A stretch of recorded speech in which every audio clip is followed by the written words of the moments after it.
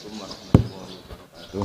Waalaikumsalam warahmatullahi wabarakatuh. Alhamdulillahirabbil alamin. Allahumma shalli wa sallim ala habibika Mustafa ka nabiyina Muhammadin wa ala alihi washabihi asma'in. Amma ba'du. Yang kita hormati Bapak Rektor UMN Dr. Fauzan MPD, Bapak Suparto, Bapak Haris, Bapak Stardi dan Bapak Irwinto, juga Direktur Telkom Bapak Mungkas, teman-teman UMM dan semua yang mendengar yang kami hormati. Ini ngaji itu harus objektif itu jujur. Jadi bisa saja korbannya ya saya, bisa rektornya, bisa semuanya, tapi korban dengan makna yang bagus. Karena di antara saran Al-Quran, Allah ngendikan kalau belajar atau mencari nasihat atau mencari kebaikan apa saja, itu diistilahkan walau ala anfusikum awil walidaini wal aqrabin, meskipun ketentuan itu merugikan kamu. Jadi ketentuan apapun yang merugikan kita harus tetap kaji, meskipun itu tidak menguntungkan kita.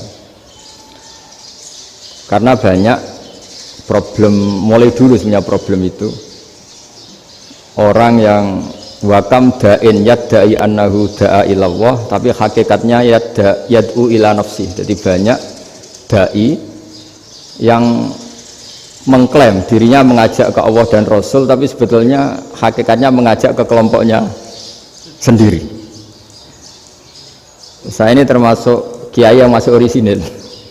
Artinya orisinil gini, suatu saat atau kapan saja saya kok sudah tidak laku jadi kiai, asal Islam jalan tetap senang, karena nggak penting yang populer saya apa enggak, itu tidak penting, yang penting agama ini tetap jalan. Sama, negara ini harus jalan siapapun presidennya. Ya, ini penting saya utarakan karena perbedaan antara nafsu dan komitmen beragama itu tipis sekali. Sehingga dulu pernah ada cerita, ini bukti keadilan Rasulullah SAW. Pernah suatu saat Nabi itu ngaji, yang ngaji seperti ini. Terus ada pemuda dengan cueknya ngelewati masjid yang sedang dipakai Nabi ngaji. Singkat cerita semuanya ngomel ya, bergumam. Celaka betul pemuda itu, ada Nabi ngaji kok tidak ikut ya. Tapi Nabi secara besar hati ngendikan, ini ada di beberapa kitab di Fadhailul Kasbi, keutamaan kerja. Kata Nabi, pemuda itu mau mencangkul di lahannya. Jika dia mencari nafkah untuk keluarganya, untuk kebaikannya, maka itu bagian dari ajaranku. Jadi Nabi berbesar hati bahwa kerja seperti itu bagian dari ajarannya. Jadi tidak harus datang ke majelis ngaji. Dan bisa saja yang sedang hadir itu ya orang yang hindari istrinya minta belanja, dari ngaji terus benar dituntut belanja kan gitu. Mungkin anak-anak UMM yang kesini daripada tengok-tengok yang Malang bosen jalan-jalan ke Rembang gitu. Nah, jadi nggak mesti benar juga niatnya gitu. Jadi ya sama itu. Jadi kalau di dunia kiai yang masih orisinil itu, nafsu itu benar-benar dilatih. Maka masyhur dalam cerita ada orang perang sama Ali radhiyallahu anhu. Ketika perang ini sangat semangat, tapi ketika orang itu meludahi dan Sayyidina Ali ini tersinggung karena diludahi, Sayyidina Ali langsung angkat tangan, sudah perangnya nggak usah diteruskan, karena saya marah sama kamu sekarang demi nafsu, karena kamu meludahi saya, padahal saya tadi motifnya demi Allah dan Rasul. Jadi sangat tipis bedanya kita emosi karena diri kita dan emosi karena Allah dan Rasul. Sehingga ketika diludahin ini terus beliau mikir, jangan-jangan perang saya karena saya diludahin. Nah, yang hilang dari peradaban modern adalah Allah itu tidak begitu hadir di hati kita. Saya sering cerita di mana-mana, teks hadis itu sebenarnya berbunyi gini, ini hadis sahih. Mangka na yu'minu billahi wal yaumil akhir fal yukrim jarohu. Ada yang fal yukrim jarohu doifahu, ada yang fal yakul khairan aw yasmut. Siapa yang iman dengan Allah dan Rasul maka harus memuliakan tetangganya, memuliakan tamunya. Dulu itu ada seorang ulama dipanggil anak muda, dibully terus sekarang. Wahai kiai, datang ke rumah saya. Datang kiai itu. Setelah sampai ke rumah orang itu, silakan kiai kembali ke rumahnya, saya tidak butuh kiai. Kiai itu dengan riang kembali. Setelah di rumah dipanggil lagi, Pak Yai silahkan datang ke rumah saya. Datang lagi. Ya senyum-senyum, kiainya santai. Wah nggak jadi butuh Pak Yai, silahkan kembali lagi. Sampai 3 kali. Oh itu kalau rektor digitukan marah itu, dosen marah. Kiainya santai, santai senyum-senyum rileks. Ketika ditanya, kenapa Pak Yai tidak tersinggung? Jawabannya unik. Anak muda, saya ini senang sekali nuruti perintah Allah, disuruh menghormati tetangga. Sehingga ketika Anda manggil ya saya datang. Ketika Anda nyuruh pulang ya saya pulang. Saya senang sekali nyenangkan tonggo. Dan itu perintah Allah, jadi tidak ada hubungannya dengan kamu. Wah pemudanya nangis minta dimaafin. Kalau kita kan enggak, kita ini dosen, kiai, mungkin kita doktor, mungkin kita profesor. Tapi kita ini sering didikte oleh orang bodoh. Kalau orang bodoh itu jengkel, lo kita ya jengkel. Lo kamu jengkel, dijengkelkan orang bodoh itu namanya terdikte. Itu bodoh apa pinter? Wah itu tidak pinter sama sekali. Kalau betul-betul kamu pinter, hanya bisa didikte oleh Allah Subhanahu wa Ta'ala. Jadi antara hukum Allah apa? Wa ahsin man asa'a ilaika, berbuatlah baik sama orang yang berbuat buruk sama Anda. Itu dikteannya Allah. Kalau dikteannya orang-orang bodoh, kayak dimangkel ben mangkel, terus kamu mangkel, itu bodoh apa pinter? Nah, problem kita kekinian adalah wong pinter, wong bodoh, itu bodoh-bodoh bisa didikte oleh sekelilingnya. Sekarang wataknya perempuan seperti itu, wataknya anak-anak seperti itu, kita didikte. Anak-anak jengkelin kita mangkel, berarti kita didikte oleh orang bodoh. Makanya agama itu unik, kadang ngendikan wa ahsin man asa'a ilaika, kadang wasil man qata'aka, sambunglah orang yang memutus kamu. Karena dengan demikian kita hanya didikte oleh Allah Subhanahu wa Ta'ala, bukan didikte oleh hukum sosial. Cara Jawane nak ngapiki tangga sing apik akeh tunggale. Berbuat baik sama yang berbuat baik pada kita itu, mbok orang fasik ya seperti itu, maling ya seperti itu, sama. Tapi kalau berbuat baik sama orang yang berbuat jelek sama kamu itu baru luar biasa. Dan memang teksnya hadis wa ahsin man asa'a ilaika, berbuat baiklah sama orang berbuat buruk sama kamu. Jadi nggak boleh orang didikte. Makanya ngaji di sini diantaranya saya akan cerita dalam sebuah hadis sahih, dalam hadis hasan yang diriwayatkan Imam Tirmidzi, ada kalimat dari Rasulullah SAW. Dawe Nabi, la takunu imma'atan taquluna in ahsanan nasu ahsanna wa in dzalamu dzalamna walakin watti'u anfusakum in ahsanan nasu an tuhsinu wa in asa'u alla tazlimu. Kamu jangan jadi orang yang mudah diombang-ambingkan oleh orang sekeliling kamu, yaitu kamu mengatakan jika orang baik ke saya akan baik, jika orang buruk ke saya juga akan membalas buruk. Itu namanya Anda didikte. Tapi berkomitmenlah kamu akan berbuat baik meskipun orang lain berbuat buruk. Nah sekarang logika sosialnya begini, kalau di Indonesia itu ada 1000 kiai, ada 1000 profesor yang ingin membenahi Indonesia, rata-rata orang awam itu semau gue, terus mereka mendikte kita, perilakunya nggak simpatik, perilakunya jengkelin, terus 1000 profesor ini ikut jengkel, itu kira-kira jadi solusi apa goblok bareng ya? Sama 1000 kiai ini ikut jengkel, ini jadi solusi apa goblok bareng? Goblok bareng. Nah problem sekarang kita ini biasa didikte orang bodoh. Nah makanya ciri khas orang muslim itu kata Nabi, mangkana yu'minu billahi wal yaumil akhir. Jadi baik tetangga karena perintahnya Allah dan Rasul. Pentingnya apa? Bedanya karena berbuat baik ini perintahnya Allah, mbok tonggo apik lah kita tetap apik karena perintahnya Allah dan Rasul. Begitu juga dengan hubungan dengan istri, dengan anak. Mbok bojomu lagi cerewet lah ya tetap apik. Karena dengan cara itu kita hanya tunduk kepada Allah dan Rasul. Tapi kalau kamu, istri saya kalau baik ya saya baik, kalau enggak ya enggak. Berarti Anda didikte oleh perilakunya dia. Itu latihan, ya kalau dalam bahasa pondok latihan jadi wali itu yang paling berat itu. Nabi itu kalau sama orang munafik itu sabarnya Masya Allah. Padahal Nabi perso kalau orang itu orang munafik. Karena dengan cara seperti itu, bahwa kebaikan Nabi pada seseorang itu atas perintahnya Allah dan Rasul, bukan atas nama servis. Kalau Nabi hanya baik kepada Abu Bakar, itu mungkin orang bilang, wis adune wong Abu Bakar baik sama Nabi. Tapi kalau Nabi baik sama orang munafik, Abdullah bin Ubay bin Salul, itu kalau nggak perintahnya Allah dan Rasul itu nggak bisa.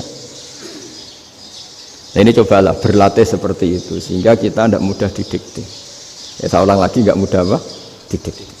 Maka di antara kebaikan Allah dan Rasul adalah bahkan orang dolim saja diberi jatah rahmat. Makanya tadi seperti mukadimah yang dibaca Pak Haris tadi, agama ini rahmatan lil alamin. Orang yang dolim saja dapat jatah apa? Rahmat, apalagi yang soleh. Nah kemudian yang perlu dicatat, kenapa kita menjadi enjoy dengan Islam? Islam itu adalah agama yang tidak didikte oleh materi. Jadi kalau Anda ingin makan enak, mungkin kalau pikiran kebanyakan orang, anak-anak muda yang milenial, yang gaul, ingin makan enak ya makan yang disukai. Misalnya sate atau bakso Malang atau apalah. Kalau orang-orang yang jadi wali gak gitu cara berpikir. Ini yang masih orisinil. Ditanya, ini dunia baru kesulitan makanan, baru resesi. Cara makan enak gimana? Jawabannya lucu. Ya gampang, idamuhu alju. Idam itu lauk. Kalau kamu ingin makan lauknya paling enak apa? Alju. Kamu harus lapar banget. Sampai kalau puasa itu melihat tempe itu wah luar biasa. Tapi kalau kamu nggak puasa, air putih itu nggak menantang. Tapi kalau puasa, tempe air putih itu menarik dan Anda tetap lahap. Apa? Karena lauk terbaik adalah alju, yaitu lapar. Nah tapi kita ini enggak. Kita ini kayak orang bodoh. Kayak orang bodoh tadi, profesornya makan nyaman ya kalau sesuai selera. Nah, itu kan sama dengan anak-anak ABG. Anak ABG itu makan lahap ya kalau yang disukai. Lalu bedanya apa ABG sama profesor? Kalau cara berpikir masih sama kan itu. Kiainya juga gitu. Kiai makan enak kalau yang disukai, kalau enggak ada. Lalu bedanya apa kiai sama orang awam? Orang awam juga gitu, makan lahap ya kalau yang disukai. Nah ternyata perilaku kita ini yang pintar sama yang bodoh sama mas. Kalau kamu ingin berkasta lebih baik, itu cara makan enak itu apa? Idamuhu aljur. Lauk terbaik adalah karena kita sangat lapar. Makanya masyhur dalam cerita-cerita tarikh sirah nabawiyah, Nabi diberi hadiah, beberapa hadiah. Di antaranya ada yang diterima, ada yang enggak. Termasuk yang dikembalikan itu dokter. Ada seorang raja memberi hadiah Nabi dokter Tobit. Itu sama Nabi dikembalikan karena dokter ini sudah lama kumpul Nabi itu gak pernah sakit. Akhirnya dokter ini putus asa, ini gak perlu diobatin. Ketika ditanya kenapa ya Rasulullah engkau gak pernah sakit, karena kita ini kaum, kita ini komunitas masyarakat yang tidak akan makan kecuali lapar, dan kalau sudah makan berhenti sebelum kenyang. Jadi sederhana sekali pengobatan zaman Nabi. Sebagian besar penyakit itu pasti disebabkan kita ceroboh dalam hal makan. Sudah ngerti kalau durian masalah, kalau makan durian enggak kehitung gitu. Apalagi kalau gratisan itu tambah banyak itu. Pola tidur juga gitu kata Nabi, dan kita tidak tidur kalau tidak sangat ngantuk. Nah, itu namanya orang-orang soleh yang sudah tidak didikte materi. Kalau yang didikte materi kan bisa tidur nyenyak kalau kasurnya enak, AC gini-gini. Sebenarnya enggak, tidur enak itu ya kalau sangat ngantuk. Mbok di gudang, mbok di bis, kalau sangat ngantuk ya semuanya ya enak. Sama, mbok lapar, mbok hanya tempe, tapi kalau sangat lapar itu ya enak. Nah ini ilmu yang mulai hilang, ilmu-ilmu yang mulai hilang. Nah, cara ibadah juga gitu. Kita ini kan, saya ini punya bapak kiai, mbah kiai. Punya guru yang sangat alim ya seorang Kiai Memun. Itu dulu kita pengkaji ilmu itu tidak pernah tahu bedanya NU dan Muhammadiyah. Karena dulu Mbah Darwis itu Kiai Dahlan itu dulu ngajinya bersama Mbah Hasyim ketika di Indonesia yang ngaji Mbah Soleh Darat. Mbah Soleh Darat itu dulu ngajinya sama buyut saya ke-6 namanya Mbah Soleh Asnawi di Kudus. Mbah Soleh Darat itu dulu alim-alimnya orang Jawa ya Mbah Soleh Darat, Soleh bin Umar. Tempatnya di Semarang, tapi beliau itu sebenarnya orang Jepara yang dekat Kudus. Setelah di Mekah, Mbah Hasyim ini mondoknya, mulazimnya ke Syekh Mahfud Termas, tapi sesekali ke Syekh Khotib Minangkabau. Nah yang Mbah Ahmad Dahlan lebih sering ke Syekh Khotib Minangkabau, sesekali ke Mbah Mahfud. Singkat cerita, karena Syekh Khotib Minangkabau sudah modern ya, terlibat organisasi dunia. Pas itu beliau pengagum Muhammad Abduh, pengagum Rasid Ridho. Sehingga bawaannya Mbah Dahlan itu lebih pergerakan karena beliau lebih ngidolakan Syekh Khotib. Nah, Syekh Khotib sendiri sebenarnya orang Minangkabau. Jadi beliau namanya Muhammad saja sebenarnya. Jadi menantunya orang Arab. Oh, itu dicibir mertuanya ini karena punya mantu orang Jawa, orang ndak Arab. Singkat cerita terus si mertuanya bilang gini, kamu jangan pernah bilang kalau orang Arab itu mansa kanal Arab, orang yang bertempat di Arab. Walakin man takallama bi arabiyyin fasihin, tapi orang bisa ngomong Arab secara fasih. Singkat cerita, kalau kamu tidak percaya, nanti suatu saat menantu saya kalau Jumatan, tidak usah kamu kasih tahu, langsung suruh jadi khotib. Nggak usah kamu kasih tahu, sarannya nggak usah kamu kasih tahu. Kalau sekarang kan enggak. Kalau dosen mau jadi khotib kan mengumpulkan materi dulu. Lucunya diantara materinya itu dari TV, makanya jadi ribet kan khutbah sekarang. Kalau musim corona ya akan ngomong corona, musim apa yang ngomong apa. Jadi lagi-lagi didikte oleh media. Sebenarnya kalau ngomong kan sesuai kebutuhan umat, ini obatnya apa. Tapi enggak sesuai trending topik, itu kan kayak anak-anak gaul. Ini dokter kok gitu kan aneh. Singkat cerita si khotib ini enggak dikasih tahu, saya Muhammad tadi enggak dikasih tahu, langsung disuruh khutbah. Fatakallama bikalamin fasihin. Dia ngomong fasih sekali. Bahkan ngalah-ngalahi fasihnya orang Arab asli. Semenjak itu beliau dapat gelar Al-Khotib, orang yang cakap berpidato berkhutbah. Makanya terus dia Khotib Al-Minangkabau. Jadi orang Indonesia itu luar biasa. Dulu yang namanya orang Indonesia di Arab Saudi itu dihormati sekali, karena yang kesana itu pasti ulama. Sudah alim di Indonesia kesana, termasuk Mbah Ahmad Dahlan, Mbah Hasyim dulu karena sama-sama muridnya Mbah Soleh Darat. Lama-lama yang kesana itu TKI TKW itu ya mulai agak dibully. Dulu Syekh Nawawi di antara ijtihad yang dihormati itu beliau mengkritik nyuwun sewu orang yang kan orang biasanya normalnya kan muji orang mati syahid. Hebat orang mati syahid itu hebat gini. Oke, kita sepakat orang mati syahid itu hebat. Tapi kata Imam Nawawi dengan syarat niatnya itu li'ila'i kalimatillah dan itu bawaan takdir. Seorang lagi itu bawaan takdir, harus mati di medan perang. Tapi tidak boleh seseorang ini niat perang tapi niatnya supaya syahid. Karena kalau begitu berarti dia berniat supaya menjadi maktulal kafir, orang yang dibunuh orang kafir. Kedua, dengan dia mati berarti pasukan Islam berkurang. Berarti dia ingin pasukan berkurang, hanya ambisinya dia ingin langsung ke surga. Misalnya pasukan orang Islam itu 10, orang kafir 10. Kalau kamu ingin syahid berarti mati 1 kan, tinggal 9 kan. Nah kalau yang seperti itu 10 kan mati semua. Gara-gara ingin syahid akhirnya perangi rapati tenanan, benang mati, benang mlebu swarga. Kata Syekh Nawawi, ya enggak. Kalau kamu perang sama orang kafir ya niat menang. Dengan niat menang ini kamu ingin li'ila'i kalimatillah. Tapi kalau kamu ingin syahid berarti kamu menuruti keinginan nafsu kamu yang cepat masuk surga. Itu orang Arab kagumnya bukan main. Karena di mana-mana orang itu dinilai dari niatnya. Paham ini ya? Tapi perang loh ya, dalam kondisi perang, bukan teroris. Perang itu artinya orang kafir yang ingin bunuh kita, itu perang namanya apa? Perang.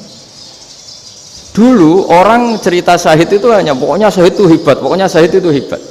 Syahid di medan perang itu hebat, pokoknya syahid di medan perang hebat. Tapi ketika Syekh Nawawi memberi penjelasan ilmiah, jika kamu perang ingin cepat mati, ingin cepat syahid, artinya ini untuk pemenuhan diri kamu, karena kamu bayangkan langsung masuk surga. Kamu lupa bahwa dengan kamu dibunuh, kekuatan Islam berkurang.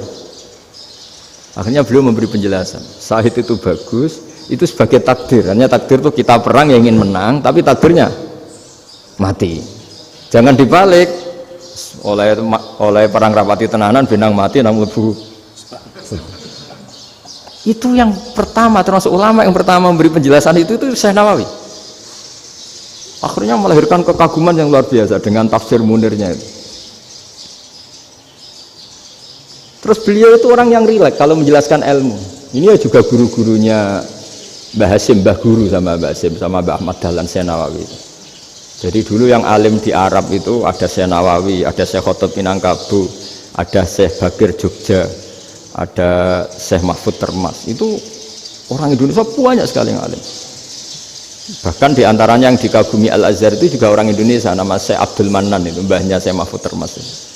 Itu pertama ada duta besar Indonesia di Mesir, itu termasuk barokahnya Mbak Abdul Manan tadi, itu juga orang Indonesia.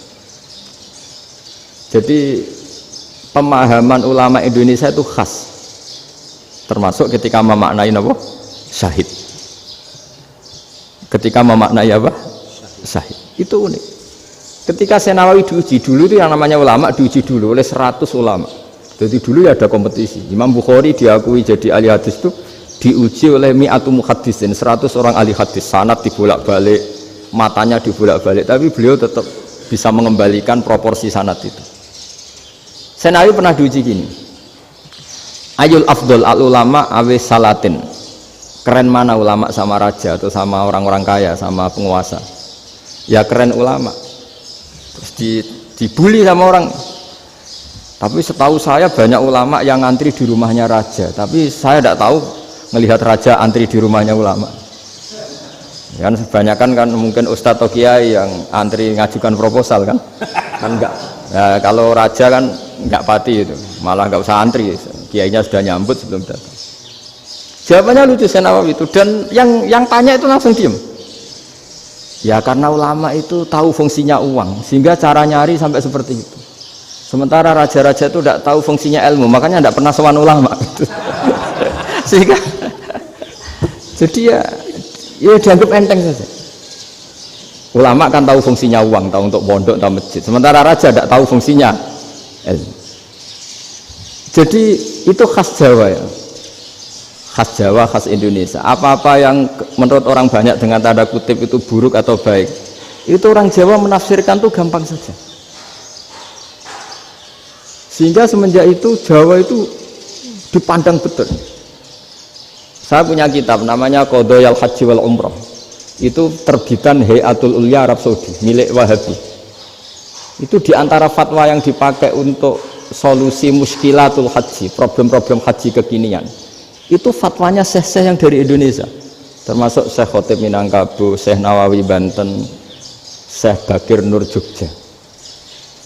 Misalnya begini, dalam fatwa-fatwa yang menyulitkan kita ya, sampai sekarang jadi perdebatan. Ketika Sofa dan Marwah itu dengan batas tertentu, saya ulang lagi dengan batas tertentu, mau tidak mau atas nama kebutuhan, itu kan butuh perluasan. Karena kalau naik turun itu mudah disepakati ulama. Jadi misalnya gini ya, saya punya tanah seluas ini. Pasti orang akan mengatakan sampai bawah ya tanah saya, sampai atas tanah saya. Itu mujma' alaih, itu disepakati. Sehingga Nabi ngendikan al-Ka'bah min tuhumil ardi ilas sama Ka'batun. Ka'bah sampai ujung bumi, sampai ke aras semuanya Ka'bah.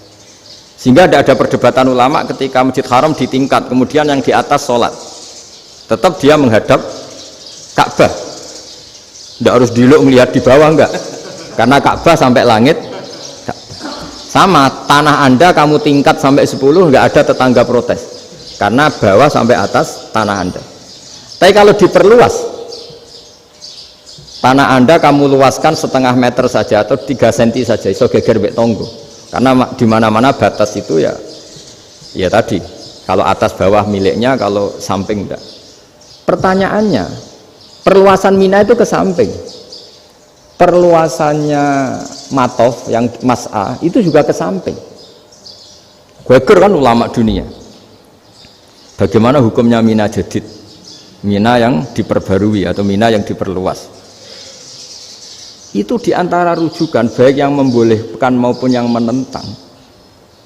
Itu ya syekh-syekh Indonesia. Itu orisinal tuh. Saya punya kitab orisinal terbitan Hayatul Ulya, kira-kira ya kemenaknya Arab Saudi kalau di Indonesia itu. Itu yang dirujuk dawuh Syekh Nawawi, dawuh Syekh Khotib Minangkabau. Karena apa?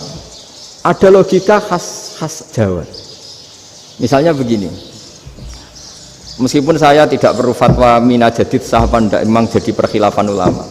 Misalnya kampung ini dinamai Mina. Pertanyaannya gini, tanah yang di samping ini bisa milik Anda apa enggak?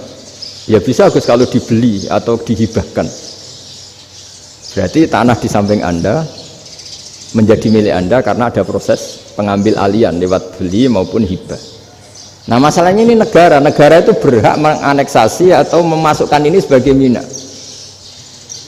Itu ulama Jawa kalau ditanya alasannya apa? Fa innal muttasila bis-sy' hukmu dzalika sy'. Karena yang gantet, yang mutasil itu bisa dihukumi seperti sesuatu itu. Jadi kalau ini mina, ya yang gantet mina ini ya bisa dikatakan mina.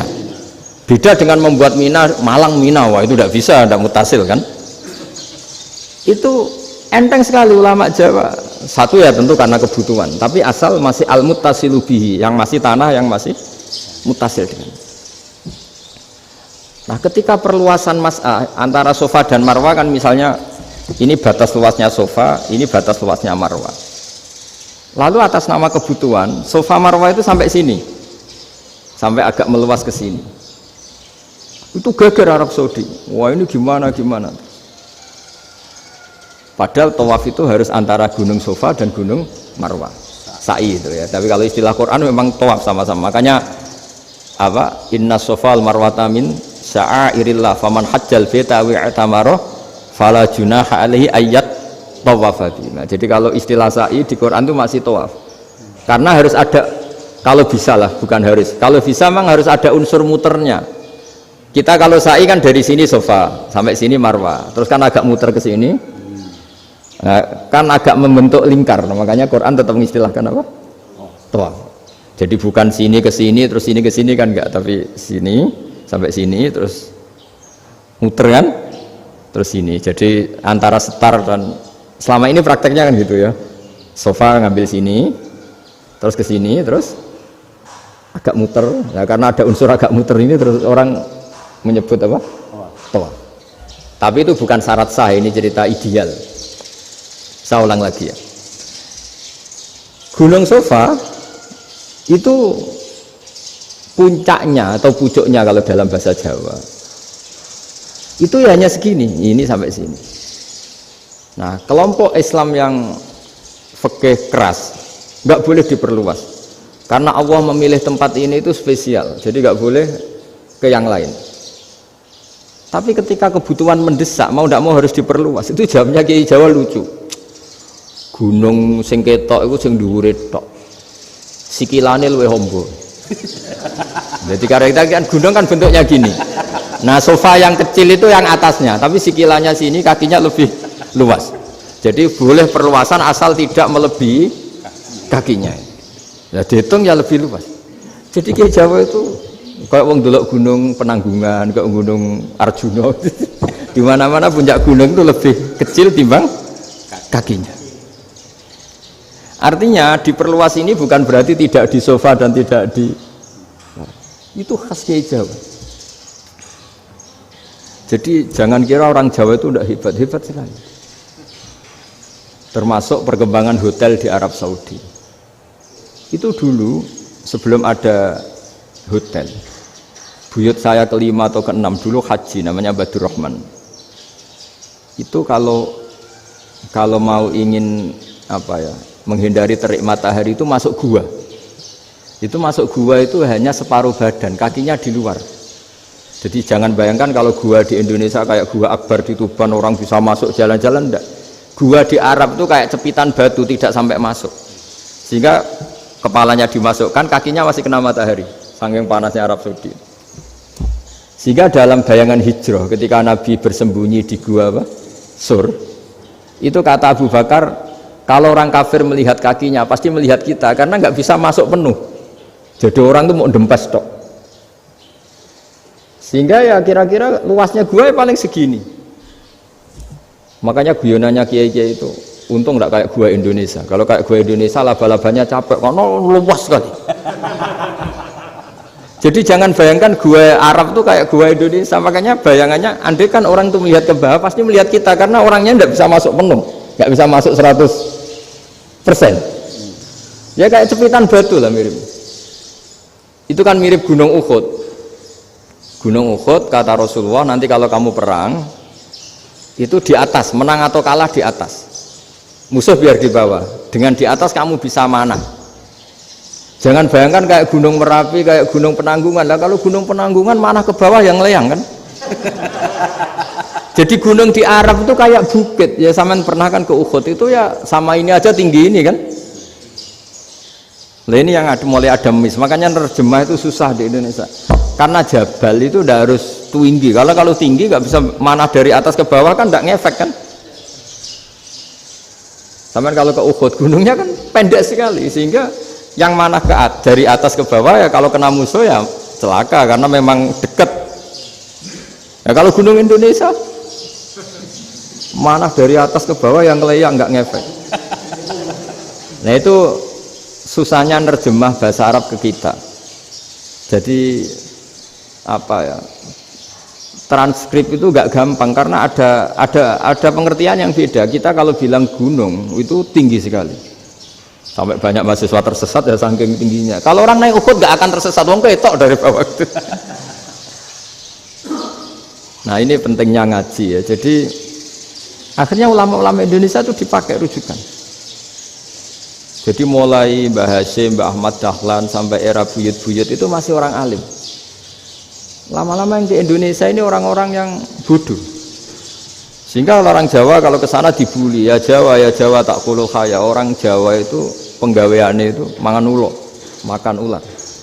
Karena belut itu kalau di kamus itu persis ular. Dulu itu kan kamus tidak full color. Gara-gara gak full color, gambar belut sama ular itu sama. Belut itu belut sama ular kalau nggak full color gambarnya sama apa enggak? Sama. Terus orang Jawa itu kan masih banyak yang makan bajing itu apa? Ketupai itu. Bajing kalau digambar tidak full color sama dengan tikus. Gambar yang tidak warna hitam putih. Sehingga kita ini dibully pemakan tikus dan pemakan ular. Karena belut itu persis ular kalau digambar yang tidak full color. Sampai datang Syekhona Khalil, datang ulama. Ngarang kitab ya judulnya Al-Belut. Karena nggak terima bangsanya dinyek makan apa? Ular. Terus dikarang. Wal belut hayawanun bakhriyun, terus ya isu fi kadza wa kadza. Itu beda dengan al-hayyah. Itu diterangkan. Mulai bisa nerima. Terus sistem hotel juga gitu. Sampai tanyakan dalam sejarah dulu orang Sedayu ada namanya Syekh Mukhtar. Syekh Mukhtar bukan bikin rumah besar yang siapapun orang Indonesia haji itu nempat di sana. Nah ini yang menginspirasi akhirnya ada hotel. Dulu Syekh Mukhtar hanya menyediakan untuk hujat-hujat Indonesia. Lama-lama jadi hotel. Nggak mau saya mau cerita. Kata Mbah Mun sering cerita. Kenapa wa ma arsalnaka illa rahmatal lil alamin, kata Mbah Mun, Allah itu pasti bikin ulama yang tidak produk Arab itu pasti ada. Kalau orang Arab jadi ulama wajar, bahasanya Arab, domisilinya di Arab. Tapi Allah akan selalu bikin ulama yang tidak bangsa Arab. Imam Ghazali itu Tus itu Persia. Imam Bukhari itu kira-kira kalau sekarang ikut Uzbek. Ya, Imam Bukhari itu kalau negara sekarang ikut mana? Uzbek. Kenapa demikian kata Mbah Mun? Karena Allah sudah ngendikan wama arsalnaka illa kafatal linnas. Manusia semua ini kena khitabnya Islam. Kalau tidak ada ulama yang dari berbagai negara, kesannya Islam itu hanya milik orang Arab Saudi. Makanya Allah selalu bikin ulama-ulama yang bahkan tidak Arab. Termasuk Imamul Muhaddisin, yaitu Imam Bukhari itu orang Uzbek, orang Rusia lah kalau sekarang, ikut Uni Soviet dulu. Imam Ghazali itu orang Persia. Syekh Nawawi itu orang Banten. Karena Allah ingin memaklumatkan bahwa Islam ini untuk semua, sehingga orang yang tidak Arab pun bisa belajar Islam, yang alimnya itu nggak kalah sama orang apa? Arab. Makanya ini PR ya. Kalau Gus Dah Ploso nanti ngendikan suatu saat orang belajar Islam itu bahkan orang Arab pun bisa belajar ke Indonesia. Kalau orang Indonesia bisa alim betul kayak dulu. Sekarang banyak liga antar ulama. Itu orang Indonesia pasti masuk. Ulama-ulama top dunia. Itu pasti orang Indonesia banyak yang masuk. Karena tadi ketika orang Indonesia baca kitab, itu orang Arab itu kagum. Kok bisa tidak bahasanya baca secara benar? Bukan sekedar bisa baca secara benar. Karena memang dilatih sedemikian rupa di pondok-pondok. Makanya kita semua lah, yang alim di Indonesia itu kemana-mana ya pasti alim. Dulu putra Mbah Mun namanya Gus Zofur itu tahun pertama ya sudah the best di tahun pertama. Kalau tahun pertama the best-nya ilmunya bawaan dari sarang, dari keluarganya. Gus Najib mondok di Said Muhammad tahun pertama sudah dipuji sebagai yang teralim karena ya sanggup. Kalau dipujinya tahun ketiga, tahun keempat kan mungkin dapat dari sana. Ini tahun pertama. Saya ulang lagi tahun pertama. Karena pengajaran di Indonesia itu luar biasa di pondok-pondok. Makanya kalau dalam anekdot pondok itu cerita-cerita lucu itu. Ada orang Jakarta ngaji, setelah di kelas itu pelengahan terus. Melihat jendela, lihat pintu terus. Lama-lama gurunya marah. Kamu diajarin kok enggak punya sopan, melihat pintu terus enggak memperhatikan guru. Anak Betawinya jawabnya lucu. Habis Pak Guru bohong. Kenapa ya? Kamu Pak Guru bilang Ja'a Zaidun, Zaid datang. Tak lihat enggak ada yang datang. Setelah itu contoh nasab kan ro'a itu Zaidan. Saya melihat Zaid, saya enggak melihat Zaid. Contoh ketiga yang jar kan maror tu bi Zaidin. Saya berjalan ketemu Zaid. Pak Guru diam di situ enggak jalan-jalan. Jadi saking detailnya Indonesia dia diajari. Kalau rofa Ja'a Zaidun, kalau nasab ro'a itu Zaidan, kalau jar marortu bi Zaidin. Nah si murid Betawi ini karena pertama sekolah ngiranya gurunya itu cerita Zaid datang, makanya dia ngelihat pintu terus, mana katanya datang kok enggak datang-datang. Nah dengan latihan seperti itu kemungkinan orang Indonesia salah itu kecil karena memang dilatih betul. Saya ulang lagi karena memang dilatih betul. Sehingga ketika orang Indonesia ini yang cerita seorang wartawan, ini kisah nyata. Kalau ini tidak anekdot, kisah nyata. Ada wartawan internasional meliput Ramlah itu di Gaza, di Palestina. Wartawan Indonesia ini hanya bisa bahasa Inggris. Dijak ngomong bahasa Arab. Terus dia bilang saya tidak bisa. Saya tidak bisa, saya bisanya ngomong Inggris. Tapi apa yang terjadi setelah sholat, si Indonesia ini jadi imam pakai sholat jariyah lagi. Baca bismillah benar, bismillahi jar karena mudhof ilaih. Terus ketika iktidal ya benar, Rabbana lakal hamdu mil'us samawati wa mil ardi benar. Ketika tahiyat ya benar, at-tahiyatul mubarakatuh sholawat. Sama orang Arab ini diambungi. Orang Arab kalau senang orang itu dicium. Kamu tawaduk, sebenarnya kamu itu ahli bahasa Arab. Karena orang Indonesia sekali sholat itu nggak ada yang salah. Meskipun benarnya karena hafalan, tapi bagi yang ahli nahwu itu hebat. Misalnya kita kalau ngapalkan kan bismillahi, bismijar karena ba, Allahi jar karena mudhof ilaih, ar-rahmani jar karena sifat, ar-rahimi karena sifat, alhamdu rofa karena mubtada, lillahi jar karena ada huruf jarli, robbi jar karena sifat. Sebetulnya tidak karena pinter, tapi karena hafalan. Tapi orang Indonesia hebatnya itu benar terus. Rabbana lakal hamdu, ya kan, alhamdu rofa, terus mil'us samawati ya rofa karena sifat. Sehingga terus orang Indonesia kalau sholat di Timur Tengah itu dipuji karena makhrajnya ya benar, rofa nasabnya juga benar. Nah itu di negara lain tidak ada, enggak Indonesia. Orang Cina itu sering bikin marah orang-orang Arab karena kalau dongo itu nggak fasih kayak orang Indonesia. Orang Indonesia kalau dongo ya Allahumma tohir qalbi. Orang Cina ini yang jadi guyon di Arab, Allahumma tahir kalbi gitu. Itu kan bedanya aja loh. Itu orang Arab pertama membiarin, lama-lama kalbun entak gitu, maksudnya asu-asumu gitu. Karena dia bilangnya qaf itu kaf. Jadi kalau Allahumma do Allah tohir, kalau aturi nyucekno panjenengan kalbi ing asu ingsun kan. Tapi kalau qalbi itu ati ingsun, tapi kalau kalbi anjing ingsun. Bedanya qaf sama kaf. Ana arah-arahnya kalbun entak. Asu-asumu maksudnya kan. Tapi padahal orang Cina itu paling dilihat teksnya ya pakai qaf. Orang Indonesia enggak, mulai kecil dilatih sak fase-fase. Sampai ya sulit betul latihan Fatihah itu. Kalau di Kudus malah sampai 3 bulan Fatihah. Sampai at-tahiyyatu, kurang lagi, kurang bersih. At-tahiyyat sampai gitu.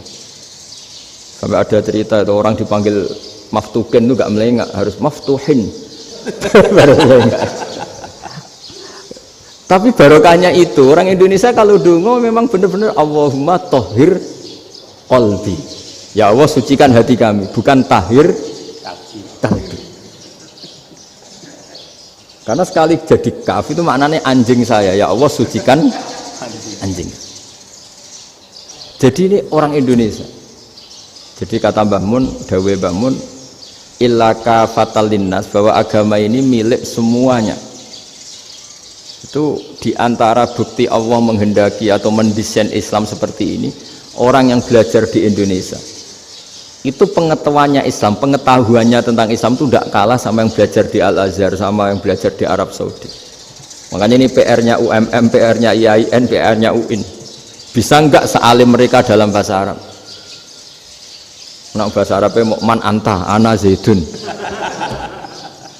Jangan sampai, karena kita di sana ini kadang dibully. Orang Arab tuh kalau bully kita, sampai tak kasih cerita. Itu ngawurnya Masya Allah. Kata dia, ada anak orang Indonesia haji. Si anaknya orang Indonesia yang dijotos sama anaknya orang Arab. Dijotos, dipukul. Singkat cerita terus si orang Indonesia nggak terima, anaknya yang orang Arab dipukul. Yang balas bapaknya. Orang Arab tanya, lima ada dorobka ibni, kenapa kamu mukul anak saya? Itu orang Indonesia baca, wah aku biasa. Jadi hanya bilang gitu.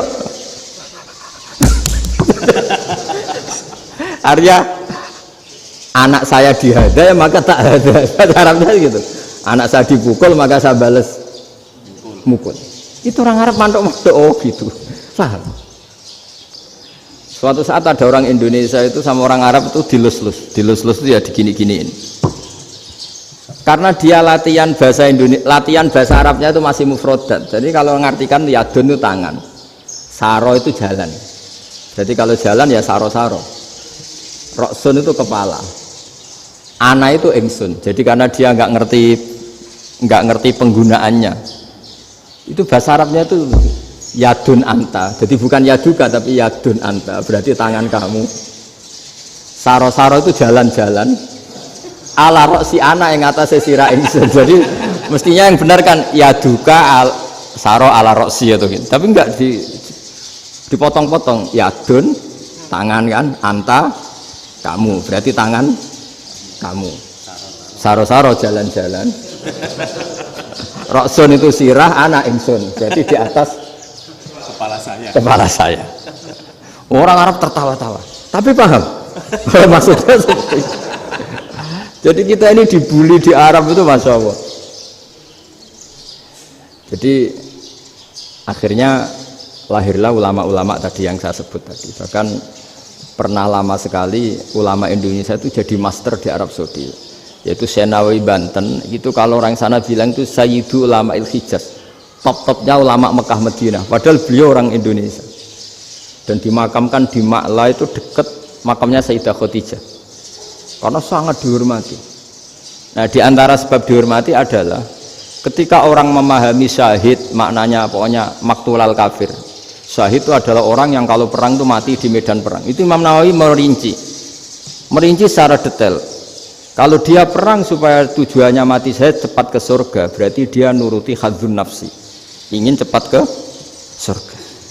Tapi dia lupa bahwa dia dengan terbunuh pasukan Islam berkurang kekuatan.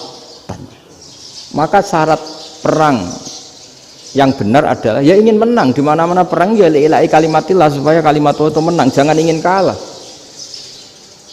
Soal dia mati takdir, tapi jangan ingin mati. Wah, itu terus dikagumi.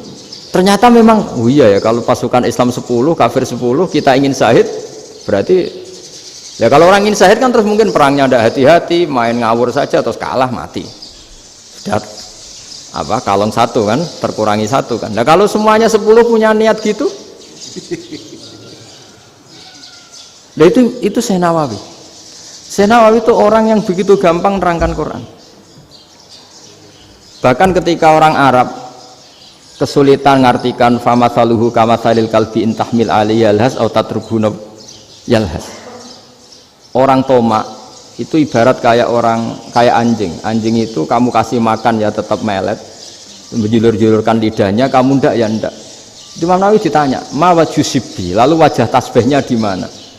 Beliau menjawab, "Fit Tomak."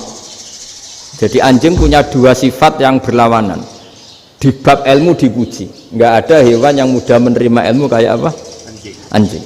Sehingga Quran mengistilahkan wa ma 'allamtum minal jawarihi mukallibin. Hewan yang mudah diajari itu oleh Quran dibahasakan sudah menganjing. Karena anjing adalah hewan yang paling mudah apa?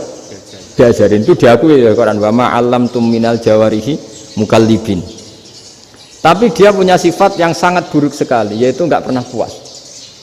Makanya ketika Bal'am bin Ba'ura, ada tokoh yang kedonyan ya, itu kalau diistilahkan Quran walakinnahu akhlada ilal ardi wattaba'a hawa famasaluhu kamatsalil kalbi in tahmil 'alaihi yalhas aw tatrukhu yalhas. Jadi anjing punya dua sifat yang berlawanan. Di bab ilmu dipuji karena paling mudah diajarin. Itu saya pernah ke Malaysia, diceritain sama polisi Malaysia. Anjing itu saking cerdasnya itu bisa deteksi CD palsu sama CD bajakan, asli sama bajakan. Itu kan nggak kebayang. Kalau narkoba mungkin masih ada bau khusus ya, atau mesiu atau bom masih ada bau khusus. Ini enggak. Anjing itu dilatih ngecek CD yang asli sama yang palsu. Wah itu kebablas itu pinternya itu. Itu harganya itu 1 miliar lebih, paling mahal. Jadi mungkin bisa deteksi ini dosen betul apa abal-abal itu bisa. Itu kiai betul apa kiai pesanan itu mungkin bisa. Itu saya punya kitab namanya Al-Hayawanul Kubro. Itu cerita prestasi-prestasi hewan. Itu yang berkuras-kuras sampai berjilid-jilid. Itu ya cerita anjing. Tidak ada hewan sebaik anjing. Di bab itu ya, di bab sampai ya tadi. Ada anjing yang sangat loyal sama majikannya. Loyalnya Masya Allah, sopannya Masya Allah. Anjing itu mbok lama berbakti sama sampean, nggak mau tidur di ruang tidurnya sampean, dia tetap tidur di luar. Corong Jawa nggak ngelama. Suatu saat si raja ini minum, wisata minum. Pas mau minum diterjang sama anjingnya sampai tumpah. Kecewanya raja ini itu karena selama ini anjingnya sopan sekali. Sekedar ganggu di ruangannya nggak pernah, malah ini mau minum minuman yang disukai diterjang anjingnya tumpah. Marah kan anjingnya di mana? Ternyata apa? Minuman itu anjing ini tahu kalau minuman itu beracun, diracuni oleh musuhnya.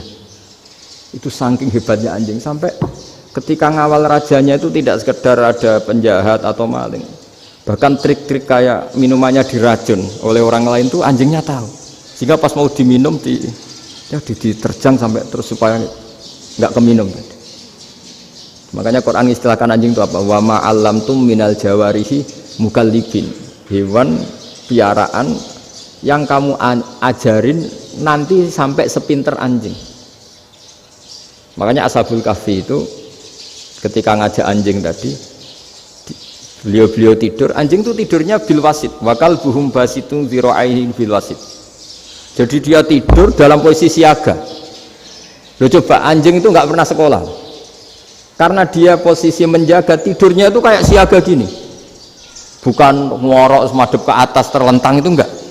Andai kan dia tidur terlentang itu kan yang mau mengganggu kan, wah sunai turu itu enggak. Dia tidur posisi siaga, makanya disebut lawit tolak ta'alaihim lawalaita minhum firaron. Kalau kamu melihat anjing itu pasti lari karena dia posisi siap merekam. Jadi tidur tapi posisi siap merekam. Jadi matanya tetap terbelalak kayak siaga. Padahal itu nggak diperintah, ya dia memang punya nalar untuk itu. Ini disebut wa ma 'allamtum minal jawarihi mukallibin. Dan dalam teori modern juga gitu. Tapi dalam hukum Islam yang dianut mazhab Syafi'i itu anjing tetap najis. Ya sudah najis ya najis, tapi ada mazhab lain yang mengatakan tidak najis. Tapi tidak usah ngurmat anjing, geger nanti kalau rektor kampus punya anjing. Tapi ilmu itu bagus untuk kelangenan kadang. Andai kan tidak ada mazhab Malik, maka kita kesulitan menceritakan Ashabul Kahfi yang hewan piaraannya itu anjing. Tapi misalnya anjing disucikan, Kita juga nanti susah menjelaskan hadis Nabi malaikat itu tidak masuk rumah yang di situ ada apa? Anjing. Maka ilmu itu, makanya kata Imam Sa'roni, sebagian ilmu itu memang kelangenan, tapi nggak boleh jadi praktek. Tapi harus ada. Misalnya begini, contoh paling gampang. Api dalam mazhab Syafi'i kan alat pensuci hanya dua, air dan tanah. Ya, saya ulang lagi, air dan tanah, yaitu tanah untuk mensucikan najis anjing. Imam Abu Hanifah menambahkan api. Mazhab Syafi'i itu agak kesulitan ketika ada batu bata dibikin dari tanah-tanah yang bercampur kotoran. Mazhab Syafi'i akan kesulitan karena di situ ada najis yang jadi materinya bata. Hukumnya gimana kalau nanti dipakai masjid? Tapi barokahnya ada beberapa mazhab. Abu Hanifah mengatakan dan api. Jadi apa tadi, air, tanah, api. Alasannya masuk akal. Ketika usatul mukminin, orang-orang mukmin yang ahli maksiat itu sebelum masuk surga, kalau dia dosanya banyak itu dibakar dulu supaya suci. Emas itu untuk memisahkan dengan materi lain juga harus dibakar. Berarti api termasuk alat. Artinya gini, batu bata yang materinya dari tadi najis sekalipun ini menjadi suci karena ngalami pembakaran. Tapi kata Imam Sa'roni, ilmu ini hanya sebagai ilmu. Jangan sampai kalau kamu mau wudhu gak ada air terus membakar diri lah, ini ribet kan. Jadi ilmu itu sebagian memang untuk kelangenan. Karena kita butuh. Andai kan tidak ada mazhab Abu Hanifah, maka kita akan kesulitan pakai bata. Kita tahu cara bikinnya kadang di tempat yang kotor, di tempat yang najis. Tapi karena ini ngalami dibakar, maka hukumnya suci menurut mazhab Abu Hanifah. Dan itu sering ulama itu sampai apa? Saya punya kitab fikih namanya Fardul Masail. Pengandaian ada masalah. Jadi masalah itu belum terjadi tapi diandaikan. Misalnya kayak di Texas. Bumi itu bulat bola. Texas itu kalau dibor itu pas Ka'bah. Lalu kiblatnya di mana? Bumi ini kan hanya rubuk-rubuk seperempat. Yang ada arah itu seperempat. Tapi kalau Ka'bah itu sama Texas, atau Texas dengan Ka'bah itu lalu kiblatnya mana? Mau sudah bebas arah. Maka ilmu mengatakan mara'ahu muslimuna hasanan fawa indahu hasanun. Kamu jangan nuruti ilmu hakikat tapi nuruti mindset. Kalau mainstreamnya orang banyak seperti itu, mindsetnya orang sana misalnya Ka'bah sana ya ikut sana. Tapi ini tidak mewakili hakikat karena kalau yang 380 derajat itu kan terus ribet. Makanya ini kesulitan di bab-bab fikih. Ya saya ulang lagi, kesulitan di bab-bab fikih. Makanya fikih itu selalu bicara, misalnya gini, ada orang sholat. Saya ulang lagi. Setelah salam pertama dia kentut, itu sholatnya batal apa enggak? Itu lama berdebat. Yang dikatakan rukun sholat itu salam pertama, sehingga orang kalau sudah salam pertama, maka sudah keluar dari sholat. Maka kalau kentut gak apa-apa, wong yang keluar dari sholat itu salam pertama. Tapi lalu pertanyaannya, kenapa Nabi salam 2 kali? Lalu yang kedua gunanya apa? Ribet kan, partai ini kalah pasti kalau ditanya gitu. Tapi kalau ditanya dibalik, sholat itu satu ibadah yang dimulai dengan takbir, yang diakhiri dengan salam. Berarti salam pertama itu pengakhir apa nunggu salam kedua? Pertama, di semua ulama bilang salam pertama. Kalau salam pertama sudah pengakhir berarti pembatalan setelah itu nggak punya efek, nggak punya akibat. Itu kan ribet. Debat fikih itu memang ribet. Fikih itu memang senam otak karena pertanyaannya mirip-mirip seperti itu. Nah, sampean milih mana? Milih salam pertama apa salam kedua? Pasti ulama milih salam pertama. Jadi anehnya fikih itu di situ. Misalnya orang mati, takbir itu berapa kali? 4 kali. Andai kan takbir 5 kali itu batal apa enggak? Satu ulama mengatakan 5 kali itu batal. Karena rukunnya sholat jenazah itu takbir 4 kali. Berhubung ini rukun, kalau nambahi ke 5, berarti menambahkan rukun. Kayak kamu sholat rukuk 2 kali kan batal. Sujud 3 kali batal karena menambahkan apa? Rukun. Berarti kalau takbir 5 kali batal. Tapi pertanyaannya, takbir itu adalah wiridan biasa, sehingga kalau ditambahkan nggak punya akibat batal. Jadi perdebatan ulama itu kadang ya lucu. Kayak kemarin Pak Haris pas pertama ke sini mau ngundang saya, tak ceritain. Dulu sholat jenazah itu pasti mayat di depan. Karena lazimnya sholat jenazah itu mayat di depan. Tapi mulai dulu ulama sudah berpendapat, andai kan jenazahnya di belakang pun tetap sah. Fa innal janazah laisat bi imamin. Karena jenazah itu tidak imam. Kenapa harus di depan? Oh, tidak imam kok harus di depan. Itu mulai dulu. Sehingga ketika Arab Saudi pernah mengalami tragedi, ada orang yang dibungkus kayak mayit, ternyata senjata. Setelah di dekat Ka'bah dipakai. Dulu tragedi tahun berapa itu? Pokoknya pernah ada tragedi itu. Semenjak itu Arab Saudi kalau ada orang mati tetap di kamar mayit, terus ada sholat jenazah. Padahal mayitnya di belakang yang jamaah. Jadi meskipun kita tidak akan bikin ajaran baru jenazah di belakang, ya tidak keren, kasihan kan. Tetap biasanya di depannya di depan. Tapi meskipun jenazah ini di depan, kita tetap berpendapat, andai kan di belakang tetap sah, tapi nggak usah dipraktekkan. Nah, pentingnya ilmu ini begini. Saya misalnya di Rembang, boleh nggak nyolati ghaib jenazah yang di Surabaya? Boleh kan? Padahal yang kita solati di belakang. Jadi ilmu itu penting. Cocok tidak cocok, nama ilmu itu penting. Terus ada gini lagi pertanyaan di fikih. Memang saya sengaja akan ngaji fikih. Kalau ngaji intelektualitas orang Muhammadiyah juara lah. Tapi ini ngaji fikih. Ada orang sarongnya itu pas sampai lutut. Kalau berdiri lututnya tertutup. Tapi nanti kalau ruko agak jengking lututnya terbuka. Itu batalnya nunggu ruko apa mulai takbir sudah batal? Padahal pasti nanti batal kalau ruko ini. Itu ada ulama yang mengatakan, ya batalnya nunggu ruko. Bagaimanapun terjadinya pembatalan waktu ruko. Ada ulama mengatakan yang enggak mulai awal sudah tidak sah itu, karena pasti ngalami batal. Nah, pertanyaan-pertanyaan seperti itu penting karena lalu Allah menilai apa? Ya nilai niatnya. Misalnya gini, kalau contoh itu mungkin Anda tidak tertarik, tapi contoh begini. Kita mau operasi jam 10 siang. Kita tahu kalau nanti 10 siang akan divonis medis harus makan karena mau berobat. Malamnya itu kalau kamu orang soleh, bayangkan kamu orang soleh. Kalau tidak orang soleh kan tidak punya komitmen.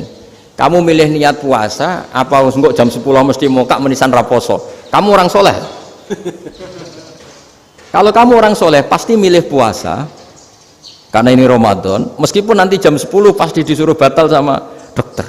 Setidaknya kita berpikir gini, nak mati jam itu paling enggak ditulis saya sebagai orang yang puasa. Jadi perasaannya orang soleh itu beda. Kalau orang kok sampean barang menisan raposo kok ya mesti. Sampean tidak pernah berpikir bahwa puasa mulai fajar sampai jam 10 itu luar biasa. Bisa saja kita mati jam 7, bisa saja mati jam 6. Kan ditulis Allah sebagai orang yang berkomitmen terhadap puasa.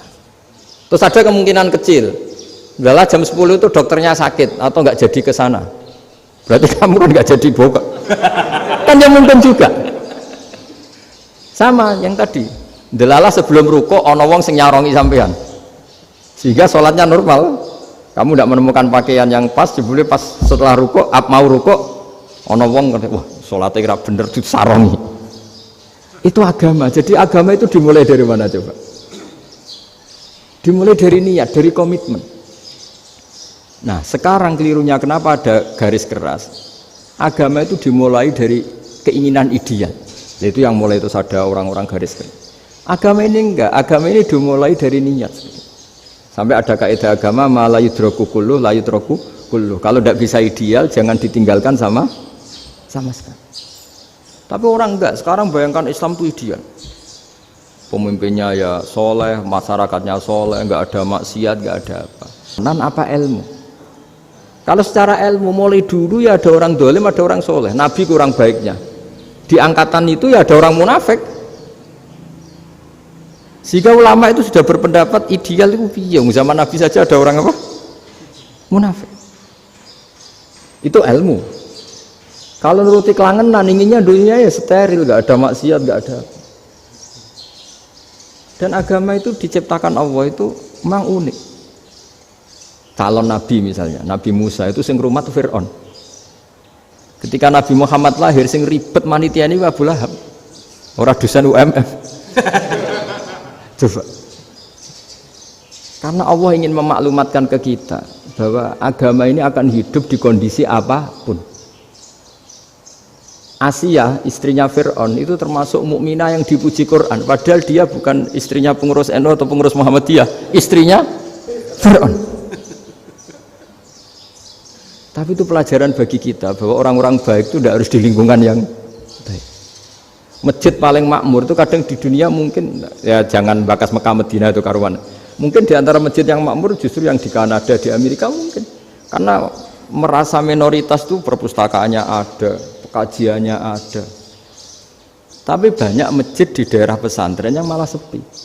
Karena kiainya tahu jamaah di masjid itu wajib. Itu ada daerah pesantren, saya ulang lagi, ada daerah pesantren. Didikon pengajian, monggo nekani pengajian, maca selawat ning omahe ganjaran padha wae. Ribet kan? Mau dibantah itu benar, mau dibiarin merusak tatanan. Jadi saya mohon sekali ya, jadi ilmu itu diperbandingkan supaya perbedaan-perbedaan itu biasa. Dulu Imam Malik itu punya murid namanya Imam Syafi'i. Itu dalam banyak hal. Itu perbedaannya tajam sekali. Ya saya ulang lagi, dalam banyak hal itu perbedaannya tajam sekali. Misalnya begini. Ini terakhir percontohan saya fikih, nanti dikaji sendiri. Ada seorang A'rabi, Ja'a A'rabiyun. Ini di hadis sahih diulang-ulang di semua Al-Kutubus Sittah ada peristiwa ini. Ja'a A'rabiyun ila Rasulillah sallallahu alaihi wasallam faqala ya Rasulullah ahlaktu. Qala wa ma ahlakaka? Qala wa qatu imraati fi nahari Ramadan. Ya Rasulullah, saya ini orang yang rusak. Kenapa? Saya ini hubungan intim sama istri saya ketika masih siang Ramadan. Singkat cerita orang ini dihukum berat sama Nabi. Hukumannya adalah karena dia membatalkan puasa ketika dengan hubungan intim. Sama Nabi dihukum, kamu harus merdekakan budak. Wah, tidak mampu ya Rasulullah, saya tidak punya budak. Jadi ini bukti bahwa agama ini sangat sosial sehingga sebagian kafaroh harus memerdekakan budak. Kamu kalau gitu puasa 2 bulan. Yang baru puasa 2 hari aja kecelakaan malah disuruh puasa 2 bulan. Ya sudah, kamu ngasih makan 60 orang miskin. Saya ini orang paling miskin. Jadi sudah miskin, agak hiper lah orang itu, poso-poso kok gitu. Itu kata ulama, kalau orang Jawa gak mungkin makanannya tempe mendoan, gak mungkin itu. Di Jawa itu gak mungkin lah ada orang batal puasa karena hubungan intim. Ada istrinya gak cantik, cerewet, sang lanang mangane mendoan, itu tidak mungkin, kecelakaan itu tidak mungkin. Tidak mungkin itu. Tapi kalau Arab mungkin karena makanannya daging. Singkat cerita, terus pertanyaannya gini, kalau batal biasa itu kan bayarnya puasa 1 hari. Kalau batal, tapi kalau batal pakai hubungan intim, pakai jima kalau dalam bahasa fikih, itu kafarohnya berat, yaitu merdekakan budak atau puasa 2 bulan berturut-turut. Pertanyaannya gini, jima istri itu boleh loh tidak zina. Saya ulangi, jima istri itu boleh loh tidak zina. Itu kan hukumannya berat. Nah terus Imam Malik berpikir kalau gitu tidak harus jima dong. Poso-poso, ora ana uzur, ora ana apa terus nyate. Esuk mangan bakso. Tanpa ada alasan syar'i. Hukumnya harus sama dong. Karena jima hukumnya boleh, berarti semua iftar, semua pembatalan puasa yang tidak ada uzur syara' maka hukumnya sama, yaitu sanksinya sama.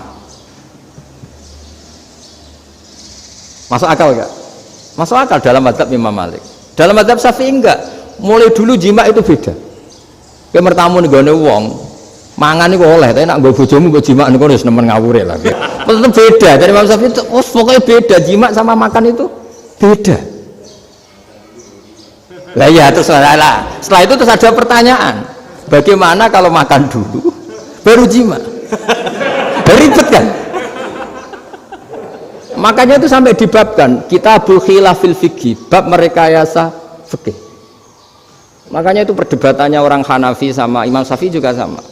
Ada orang jam segini lapar sekali, kalau langsung makan kan kena sanksi. Ya pergi aja dulu, pura-pura ngaji ke Gus Bah gitu. Nanti kan jadi musafir kan. Wah itu sudah boleh itu kan. Padahal enggak. Memang dia pergi itu karena supaya bisa makan. Mau enggak kepikiran ngaji, tahu-tahu ingin ngaji. Mumpung Ramadan Nah makanya dibabkan, apakah boleh merekayasa fikih?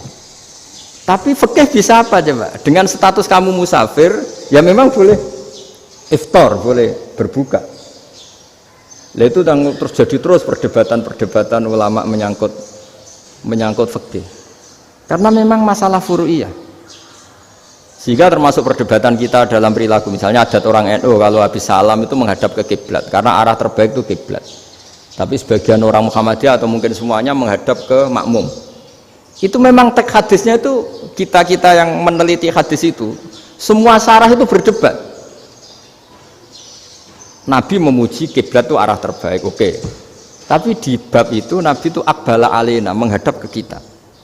Lalu pertanyaannya, kenapa menghadap ke kita? Ada mengatakan karena Nabi memang punya tradisi kadang ngendikan. Ya tentu dulu istilahnya tidak kultum, nggak ada istilah itu dulu, 7 menit itu nggak ada. Tapi ada ulama yang analisis begini, termasuk kitab Fathul Bari. Nabi itu tokoh sentral, taruh lagi Nabi itu tokoh sentral. Ini kata kitab Fathul Bari, bukan kata saya. Nah orang-orang yang imamu qaumi, orang-orang yang jadi imam di daerah masing-masing, tetap kalau sholat itu ikut Nabi. Ikut Nabi setelah salam langsung pulang. Jadi sebetulnya salam langsung pulang itu ada sejarahnya karena dia mau jadi imam di daerahnya. Nah, tidak kebayang kalau Nabi itu madhep kiblat. Kalau Nabi madhep kiblat, orang yang masbuk yang barusan datang pasti langsung usolli misalnya fardhu isya'i misalnya. Terus makmum Nabi, padahal Nabi sholatnya sudah selesai. Jadi intinya gini kata Fathul Bari. Imam setelah salam itu harus bikin gerakan atau omongan atau apa saja yang menunjukkan kalau sholatnya selesai. Di antara gerakan itu adalah beliau harus menghadap ke hadirin atau menghadap ke utara atau apa saja yang penting menunjukkan kalau sholat ini sudah selesai. Itu fikih. Jadi fikih itu cara menganalisis itu memang unik. Karena kalau Nabi tetap seperti itu, posisi pancet seperti itu, maka orang yang baru datang mengira Nabi masih sholat. Nah, pertanyaannya kalau mereka sudah takbir, malah sholatnya tidak sah. Kenapa tidak sah? Menggantungkan sholat atau mengikatkan sholatnya dengan orang yang sudah tidak sholat. Jadi menjadikan orang yang nggak sholat sebagai imamnya kan nggak boleh. Maka Nabi harus memaklumatkan dengan gerakan itu bahwa beliau sudah tidak sholat. Karena orang datang dari berbagai daerah. Jadi nganalisis fikih, fiqhul hadis namanya. Itu ulama itu mau tidak mau debat karena pertanyaannya itu kenapa ya memang mau apa karena yang namanya sosial itu yahtamilu muhtamilatin, ada sekian kemungkinan. Makanya dalam madhab istimbat itu ketika Nabi sodakoh pakai tamer, pakai kurma, itu lama mesti ngitungnya tuh kut itu makanan pokok. Sehingga Imam Syafi'i mengatakan kalau di Indonesia pakai beras misalnya karena kutil balat Indonesia itu beras. Oke, Imam Syafi'i mainstream.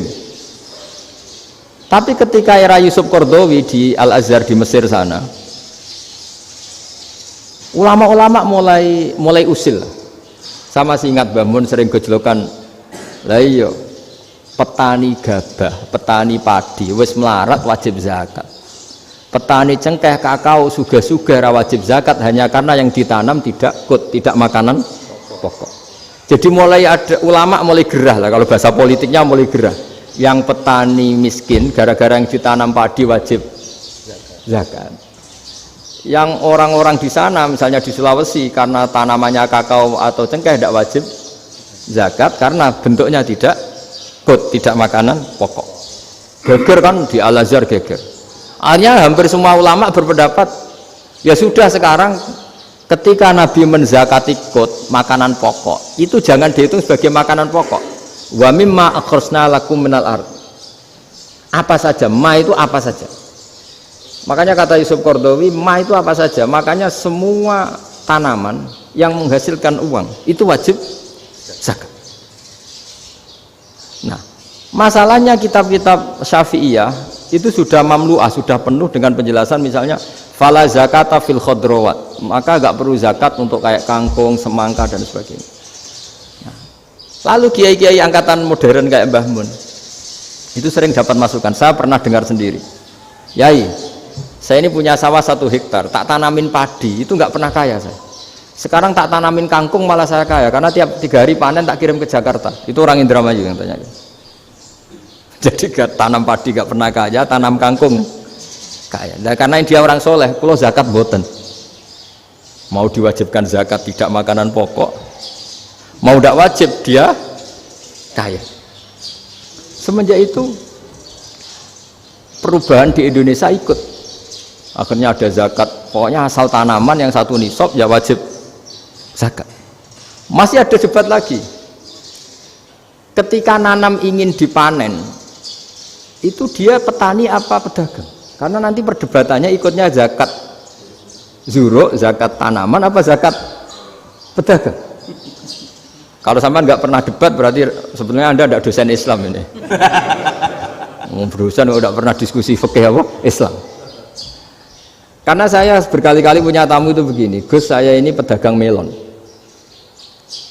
tapi dia penanam melon, jadi pedagang yang agak ingin badi banyak. Itu caranya gini Pak Rektor, saya misalnya pedagang melon, daripada saya kulak di pasar atau dari petani sudah mahal, nyewa tanah sekian hektar terus ditanami melon.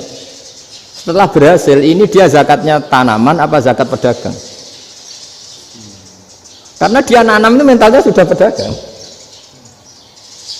Padahal nanti zakatnya beda kan? Yang 1 2,5%, yang 1 rubul usur sama nisul usur sama usur, 1/10 sama 1/20. Kalau zakatnya zuruk kan 1/10 atau 1/20. Yang 1 rubul usur, kira-kira 2,5. Saya ulang lagi ya. Jadi di era modern itu kita jadi bingung, pedagang tapi gayanya petani tapi hakikatnya. Jadi gampangannya gini ya, kalau saya pedagang beras, kok saya kaya raya, itu mendingan nyewa sekian hektar untuk ditanamin beras, padi ya, daripada tengkulak, daripada beli. Akhirnya perdebatannya ini zakatnya pakai apa? Misalnya tebu, misalnya petani tebu. Oh jelas kalau jual nanam tebu itu ingin dijual. Masa apa tiga es tebu berhektar-hektar? Kira-kira kalau menurut jenengan ini zakatnya zakat apa? Tijarah apa zakat tanaman? Mentalnya tijarah, mentalnya pedagang. Nah ini saya hanya mau cerita. Khilaf, kadang-kadang orang angen-angen. Khilaf itu nggak mungkin enggak. Ya sama seperti NU dan Muhammadiyah selalu khilaf awal Ramadan. Itu memang nggak bisa nggak khilaf. Misalnya begini, saya beri contoh ya. Karena kadang yang khilaf juga nggak pernah belajar. Lucu kan? Tak beri contoh ya. 2001 itu abad keberapa coba? Tahun 2001. Abad 21 abad 20? Abad 21. Jadi meskipun terpaut 1 tahun, padahal abad itu 100 tahun. Nah, pikirannya orang-orang Muhammadiyah seperti itu. Hilal kalau sudah melewati garis ufuk, meskipun setengah derajat atau 1 derajat itu sudah ikut bulan berikutnya, sehingga ya sudah meskipun sekian derajat sudah dianggap Ramadan. Nah pikirannya orang NU enggak, harus ru'yah bil fi'li. Itu sebetulnya lagi-lagi sebenarnya enggak masalah NU dan Muhammadiyah, itu di kitab-kitab ya seperti itu. Kita ini enggak biasa goblok ya, artinya kita yang keluarga kiai tahunya kunut mazhab Hanafi, enggak kunut mazhab Syafi'i, tapi tahu-tahu ini mazhab NU, ini mazhab itu aneh itu menurut kita ini anggap apa? Mana ada Muhammadiyah jadi mustahid, mana ada NU jadi mustahid. Jadi sebetulnya orang tahu semua lah kalau Abu Hanifah itu tidak kunut, Imam Syafi'i itu kunut. Imam Syafi'i pernah main di masjidnya Abu Hanifah ya tidak kunut, ditanya kenapa tidak kunut? Jenengan itu presiden kunut, tidak sanggup mati Abu Hanifah, dulu biasa aja. Sekarang geger, ya karena tidak punya kegiatan. Sebenarnya itu nggak masalah, mulai dulu biasa. Saya teruskan ya. Nah, menurut mayoritas ulama nunggu ru'yah bil fi'li. Ru'yah bil fi'li itu gini, mata telanjang bisa melihat, karena agama ini menggantungkan perintah itu sama melihat. Kalau kamu tidak melihat itu bagaimana kena hukum? Ibarat gini, Pak Rektor datang ke rumah saya tapi saya nggak tahu, kena nggak saya hukum harus menghormati? Dia datang nggak sembunyi-sembunyi, saya kena hukum harus menghormati ya kalau melihat, kalau enggak ya enggak. Tapi Pak Rektor tetap bilang Loh, tapi saya hakikatnya datang, jadi saya datang saja. Itu kan ribet. Akhirnya ya sudah, itu nggak ada khilaf sampai mati, ada khilaf karena yang satu menggantungkan hukum itu digantungkan sama tahu. Kalau tidak tahu ya, misalnya baju saya ini hakikatnya ada najis, pas sholat saya tidak tahu, sholat saya sah apa tidak? Sah, karena hakikatnya ya memang saya tidak tahu, tapi hakikatnya ada najis apa tidak? Ada. Ya sudah, itu sama-sama masuk akal.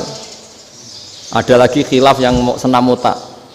Fasyamu salasati ayamin fil haji wa sab'atin idza raja'tum.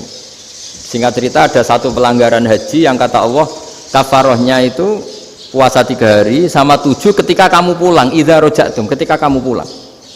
Dalam mazhab Syafi'i yang namanya pulang itu yang haji sudah sampai rumah. Di mana-mana pulang itu ya sampai rumah. Dalam mazhab Abu Hanifah enggak, ketika orang sudah balik kanan dari Arab Saudi, dari Mekah, ya namanya sudah pulang. Misalnya gini, ini Pak Rektor pamit saya, Pak Haris. Gus, Pak Haris mana? Ya sudah pulang kata saya, padahal sampai Pandangan sampai Tuban. Tapi bagi keluarganya belum pulang. Lah lalu idza raja'tum ketika pulang itu bahasanya siapa? Bahasa istrinya apa bahasa yang ditamoni? Kamu ditamoni orang, terus tamunya mana? Sudah pulang. Tapi tanyakan istrinya, belum pulang. Khilaf-khilaf gini kok jadi geger itu kan goblok banget maksudnya itu. Jadi biasa, gini itu biasa. Jadi ya karena memang ini bukan masalah akidah, ini masalah furu'iyah, masalah fikih itu masalah furu'iyah. Mau tidak mau harus beda. Misalnya di sholat juga gitu. Wa ayu qu'udin qa'adal musolli sohat sholatu. Duduk dengan gaya apapun itu sholatnya sah. Sehingga sampean kalau haji atau umroh, orang Arab itu jenenge duduk ngenak awak di kursi. Duduk sopan ya hanya orang Indonesia loh. Kalau sholat itu masih duduk ala orang tahiyat. Kalau sampean di Mekah, duduknya pakai apa coba? Kursi ya? Oh enak sholat duduk. Karena memang takbirnya di fikih dengan duduk gaya apa saja sah. Makanya sengenak awak duduk di kursi. Ribet kan? Mau tidak disahkan itu namanya duduk. Mau disahkan masa iya soal Allah kok duduk santai-santai gitu. Tapi mau apa? Ini fikih.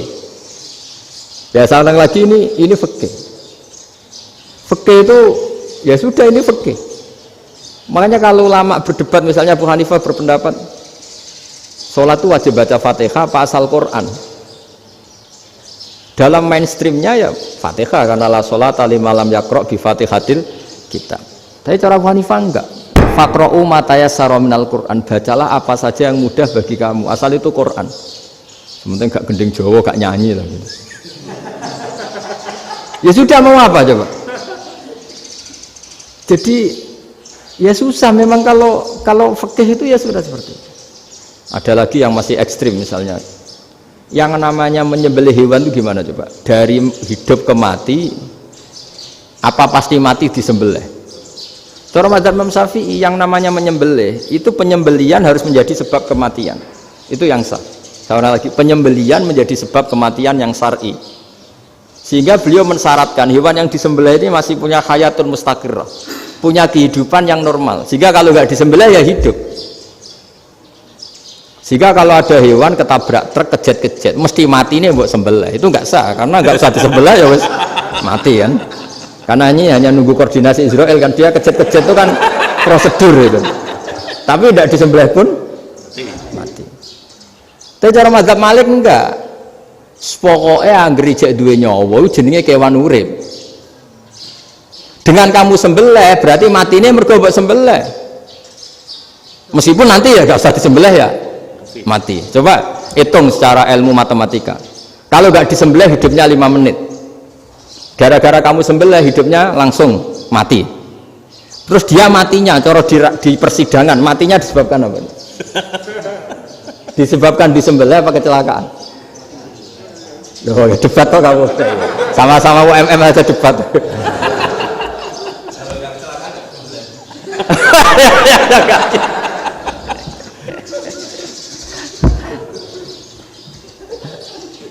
Loh saya pernah mas ngalami nyata itu. Saya jalan-jalan sama anak saya pakai motor.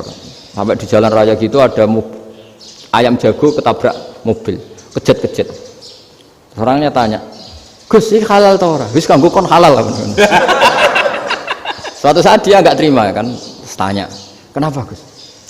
Ya nak kiai ra pantes, masuk kewan mesti mati nih tak sembelih. Nak kiai pantes kata. Karena aku tahu kamu tuh gak kiai, mesti motifnya itu mergo jago, jajal cilik gak tak kokno. Ada kan ayam itu bayi kan gak ditanyakan, kejet-kejet mati rak lah, wong cilik wae. Tapi masalahnya ini kan jago, eman ya. Tapi secara fikih pertanyaannya tadi, hewan yang sudah tidak punya hayatun mustaqirrah, dia hanya punya al hayat al ittiroriyah, dia punya harokah ittiroriyah, dia mati kejet-kejet memang prosedur mati harus seperti itu. Mbok kecelakaan kayak apa, kalau mati kan kejet-kejet dulu. Nah ketika kejet-kejet ini pertanyaannya ini kan hidup apa mati namanya? Enggak, namanya hidup apa mati? Pas kejet-kejet itu hidup. Cara Imam Malik itu hidup. Ya sudah, kalau hidup disembelih ya halal. Karena misalnya nanti kalau nggak disembelih matinya kan 2 menit lagi, gara-gara disembelih mati sekarang. Tetap penyebab kematian itu nyembelih. Penyembelihan ini sebab kematian. Tapi kalau Imam Syafi'i enggak, cara berpikir wes nemen, paling roh besok kaget langsung mati. Kalau gitu berarti kamu nyembelih barang mati. Jadi fikih itu kadang unik. Makanya ketika ngitung fikih itu unik ya. Orang keluar mani wajib apa? Mandi kan. Terus Imam Syafi'i ditanya, kenapa kalau orang kelahiran juga harus mandi? Namanya nifas. Fa innal walada waliyun munakidun. Ya, anak ya mani yang menggumpal. Bedanya apa anak dengan mani itu? Jadi fikih itu kadang lucu, di rumah-rumah tenan juga lucu. Keluar mani wajib mandi. Berarti kalau keluar anak ya wajib mandi, karena hakikatnya anak adalah mani yang mengkristal. Terus usia sudah di dosen macam-macam itu kan hakikatnya mani. Itu fikih. Nah terus ditanya, kenapa kalau lahir langsung mati tidak wajib disolati? Ya jawabannya Mas Syafi'i lucu. Di mana-mana sholat itu nyolati mayit. Yang namanya mayit itu pernah hidup terus mati. Kalau itu tidak mayit ya sudah. Jadi kadang, nah iya kan disebut sholat mayit. Yang namanya mayit itu apa? Pernah hidup. Pernah hidup. Nah ini kan tidak pernah hidup. Maka ya sudah seperti itu. Jadi nggak khilaf itu nggak mungkin. Nah kalau qit'atul lahmin, kalau hanya potongan daging, mungkin wah itu tidak manusia karena qit'atul lahmin. Sekarang pertanyaannya, kalau sudah berbentuk manusia meskipun tidak pernah hidup, nah ini mulai perdebatan karena melihat tidak pernah hidup itu nggak memenuhi syarat, tapi melihat ini sudah suratu adamiyin, bentuknya sudah. Nah kira-kira gitu perdebatan fikih. Makanya dulu awal mula zaman sahabat itu sudah debat. Masyhur kan, Nabi ada kontingen ke Bani Quraidah. Ya kalau kira-kira saya minta Pak Rektor kamu jangan, kalau ke Malang jangan sholat asar kecuali sampai Tuban. Sebelum Tuban ternyata matahari mau tenggelam. Terus Pak Rektor milih, wah sudah sholat di Bulu. Padahal belum Tuban. Padahal saya bilang jangan sholat asar kecuali di Tuban. Yang Pak Haris enggak, tetap sholat di Tuban meskipun matahari sudah tenggelam. Karena Nabi menyebut Tuban. Singkat cerita, zaman itu kan Bani Quraidah. La tusolliyanal asra illa fi Bani Quraidah. Kalian semua jangan sholat asar kecuali sampai Bani Quraidah. Ternyata di tengah perjalanan matahari sudah mau tenggelam, kira-kira kurang 2 menit atau 3 menit. Sahabat-sahabat, sudahlah kita sholat asar di sini. Kalau sampai sana pasti sudah tenggelam. Separuh sholat. Yang separuh enggak, kata Nabi harus di Bani Quraidah. Ya sudah nunggu di Bani Quraidah meskipun matahari sudah tenggelam. Singkat cerita, 2 kelompok ini matur, ya Rasulullah kita ngalami ini perdebatan gini-gini. Di semua riwayat, di hadis-hadis sahih disebut falam yu'annif wahidan minhuma. Nabi tidak menyalahkan salah satunya atau enggak menyalahkan dua-duanya. Itu bahasa Indonesia juga ribet, yang benar gimana itu? Enggak menyalahkan salah satunya, apa enggak menyalahkan dua-duanya? Gimana bahasa benarnya? Salah satunya. Salah satunya itu dua-duanya? Ya. Enggak, kalau bahasa Indonesia tidak menyalahkan Kedua-duanya. Kedua-duanya apa salah satunya yang benar? Kedua-duanya. Kedua-duanya. Bahasa Indonesia itu ya kadang ruwet ya. Orang pinter kayak Pak Habibie itu namanya ya orang luar biasa. Nanti sekolahnya orang-orang idiot itu ya sekolahan luar biasa. Orang pinter banget bahasa Indonesianya ya luar biasa. Kalau sekolah untuk orang-orang yang idiot juga luar biasa. Jadi kalau dipuji luar biasa itu gak jelas ini luar biasa ya. Gak jelas kadang bahasa kita ini kadang ya gak jelas. Nah itu gak menyalahkan dua-duanya apa salah satunya? Keduanya, tidak menyalahkan kedua-duanya. Misalnya dibahasakan gak menyalahkan salah satunya, benar apa salah? Benar. Benar, ya sudah benar semua. Jadi itu bukti bahwa ijtihad itu boleh. Saya ulang lagi, bukti bahwa ijtihad itu boleh. Padahal ini jelas yang satu harus sholat asar, padahal matahari sudah tenggelam. Makanya diantara fikih unik itu begini. Saya ulang lagi fikih unik. Saya menyaksikan betul ketika ada orang tanya Mbah Mun saya ini Kopassus. Kadang latihan itu sampai waktu zuhur habis. Saya harus bagaimana? Jawabnya Mbah Mun itu unik. Sementing ojo ngosor sholat. Engkau yojo niat jamak, atok kodok katanya. Singkat cerita terus orang ini diskusi sama saya karena ini ya alim pernah mondok. Kenapa kosor tidak boleh? Karena kosor itu ekstrim, merubah bentuk sholat dari 4 menjadi 2. Maka alasannya harus jelas. Harus jelas itu orang yang latihan di Kopassus itu kan dia sudah berasrama di situ. Berarti dia sudah tidak musafir karena asramanya di situ, sudah mukim. Kalau dia kosor itu merubah bentuk sholat dari 4 menjadi 2. Merubah itu ekstrim. Tapi kalau dia qadha itu hanya mengakhirkan sholat dari waktunya. Kira-kira kalau kamu jadi malaikat ekstrim mana? Merubah sama menunda? Ekstrim merubah kan? Karena 4 menjadi 2. Terus ojo jamak takdim tapi jamak takhir. Itu juga penting. Bagi pengkaji fikih itu penting. Kalau jamak takhir itu salah-salah sidik ora pati popo. Kenapa? Kan mirip duhur qadha. Kalau jamak takhir kan. Tapi kalau jamak takdim asar kok di waktu duhur, ekstrim mana? Perubahan takhir sama takdim itu ekstrim mana? Ekstrim takdim karena melakukan sesuatu belum waktunya. Belum waktunya. Jadi itu memang ya memang tadi kajian-kajian fikih itu memang unik. Karena bagi ahlinya, saya ulang lagi tapi ini saya ulang lagi bagi ahlinya.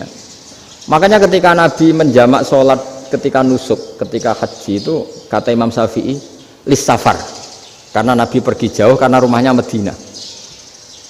Tapi resikonya fatwa itu adalah orang Mekah nggak boleh jamak karena kawasannya nggak sampai 90 kilo lah kalau sekarang mungkin. Tapi kalau tahu Imam Malik enggak, jalin nusuk sehingga orang Mekah pun yang haji ya boleh jamak karena alasan jamaknya karena nusuk, karena haji bukan karena jarak. Terus diteruskan lagi. Kalau karena pergi boleh jamak, memangnya pergi itu kenapa? Karena repot. Nah itu masalah kan masakoh. Nah, terus mulai ada orang-orang yang ngawur kan resepsi jamak, ribet. Wes resepsi duit utangan kan capek. Wah itu sudah jamak. Ribet kan. Jadi kalau sudah illatul hukmi itu sudah mesti bikin masalah. Kalau sudah illatul hukmi itu pasti bikin masalah. Nah, pertanyaannya jamak itu masih gampang karena bentuknya sholat masih 4. Yang ekstrim kalau qasar karena bentuk sholat 4 menjadi 2. Maka kata Mbah Mun pesennya nak kue ra mesti benere jika alasan itu tidak mesti benarnya. Pokoknya sementing tidak qasar katanya. Juga tidak jamak takdim karena qasar ini kan merubah bentuk sholat kan ekstrim. Jamak takdim juga ekstrim karena mendahulukan sholat sebelum waktunya. Kalau jamak takhir kan biasa, kalaupun salah kan mirip kodok. Ya mirip kodok biasa kan. Nah ini saya cerita, jadi fikih itu bagi ahlinya itu memang punya konsekuensi yang seperti itu. Makanya pertanyaannya misalnya bagaimana hukumnya penyembelihan lewat mesin? Ya ribet kan. Bagaimana nyembelih dari apa ini? Belakang.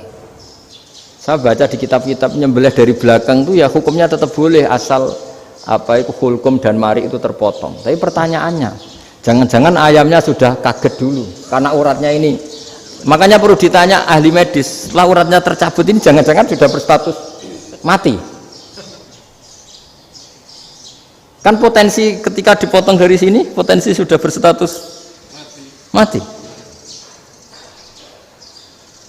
Makanya, kalau misalnya menyembelih dengan dibocok, plak gitu langsung mati gimana? Itu tetap ada dohtoh, kalau dalam bahasa fikih dohtoh. Dia terkaget, begitu, ada dohtoh karena nggak bisa bernafas terus mati. Berarti kelangsungannya bangkai. Jadi orang yang pengkaji fikih itu ya seperti itu, memang itu yang ditekuni. Tapi kita sebagai orang awam ya tadi. Nak sing kecelakaan iku wedhus ta ayam jago ngeman, tapi nak pitik cilik ikhlas.